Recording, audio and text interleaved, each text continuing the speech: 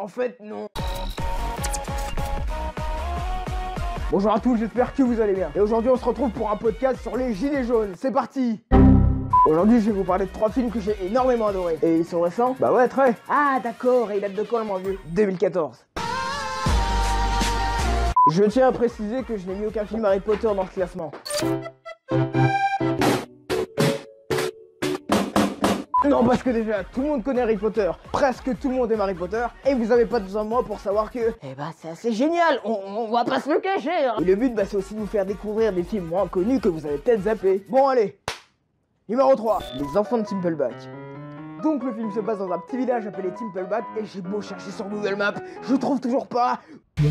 Et dans ce village, bah, t'as une bonne partie des enfants qui est assez insupportable et qui passe son temps à faire suer les adultes et leurs parents. À tel point qu'un jour, tous les adultes décident de partir du village et de laisser leurs enfants seuls. Et donc forcément, à leur réveil, ils sont tous en mode... Les pauvres. Du coup, la panique s'installe chez nos copains, sauf chez Oscar et toute sa bande. Le village va être divisé en 2 camps qu'on pourrait surnommer les gentils et les méchants. Clairement. Ça va donc les pousser à se débrouiller seuls dans le village et à se défendre contre l'autre camp qui les empêche de faire leur vie tranquillement. Et là vous vous demandez pourquoi est-ce que j'ai aimé le film? Et bah déjà parce que les acteurs sont tous extrêmement doués. Ils arrivent à rendre les personnages attachants et rendre crédible tout ce que tu vois à l'écran. C'est un peu le but d'un acteur en fait. L'ambiance, les costumes et les décors rendent vraiment super bien, ils font vraiment en effet milieu du 20e siècle. C'est un petit peu le boulot du décorateur et du costumateur. Je ne parle pas français. En plus, t'as certaines actions faites par des personnages qui sont vraiment justifiables. Par exemple, le fait que Thomas et Oscar se battent dans le film, bah c'est pas du tout anodin puisqu'ils ont tous les deux leurs raisons. Thomas qui a perdu ses parents et Oscar qui se fait maltraiter par son père.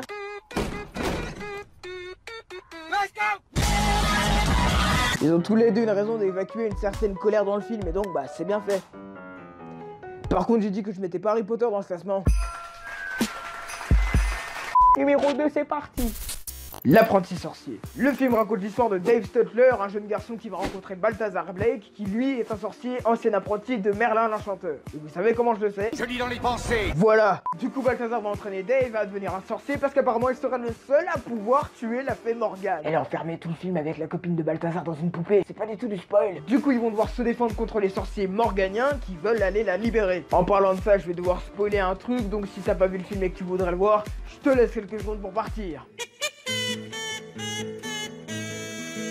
Ok, le fait que Horvat se débarrasse de tous les sorciers qui l'ont aidé à retrouver Dave et la gigogne, bah c'est un peu dommage parce que ça aurait pu faire un de climax. Et en même temps, s'il se débarrasse pas d'eux, bah il peut pas récupérer leur anneau, donc du coup il peut pas libérer Morgane. Ceux qui n'ont pas vu le film vont le trouver peut-être un peu cliché, mais en même temps il date de 2010, donc du coup on peut l'excuser. Il est déjà plus vieux que des trucs que tu qualifierais de déjà vu. Et là vous vous demandez pourquoi est-ce que j'ai aimé le film? Et bah déjà parce que les acteurs sont tous extrêmement doués. Non, ça je l'ai déjà dit, ça sert à rien de se répéter. L'histoire est bonne, les flics sont bons et en font pas du tout des caisses. C'est bien fait, c'est drôle et j'ai plus d'arguments.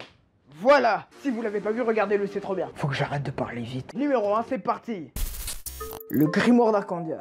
Qu'est-ce que je suis content de parler de celui-ci. Le film raconte l'histoire de Théo, jeune collégien qui est un peu une vie de... Son père est mort en faisant de la plongée, il se fait bolosser par tout le monde au collège, et sa mère est au chômage. Niveau dépression, ah bah là on est là. Parce qu'en fait il y a un tableau qui a été volé chez un de ses clients. Vu qu'on parle de clients, j'aimerais pas savoir ce qu'elle fait comme métier. Peggy 18. Et elle pense savoir qui est-ce qui a volé le tableau, le problème c'est qu'elle a pas de preuves, du coup elle se fait virer. Mais heureusement le petit Théo il trouve à la bibliothèque un livre avec des formules magiques dedans. Et il y en a une qui peut confectionner une bague d'invisibilité. Du coup avec Laura et son meilleur ami Bonav, ils vont tenter de retrouver les voleuses qui ont volé le tableau et le rapporter à sa maman. Et ouais, s'il le fait, c'est... Pour la daronne. Non, si je l'ai fait, c'est pour la daronne. Alors avec tout ce que je viens de vous dire, je sais que certains vont trouver ça mais cliché, mais d'un point, mais waouh. Mais faut vraiment se rendre compte que le film le fait extrêmement bien. Et perso, je le trouve génial. Les personnages sont attachants, l'histoire est bonne, les méchants sont drôles et tout, c'est...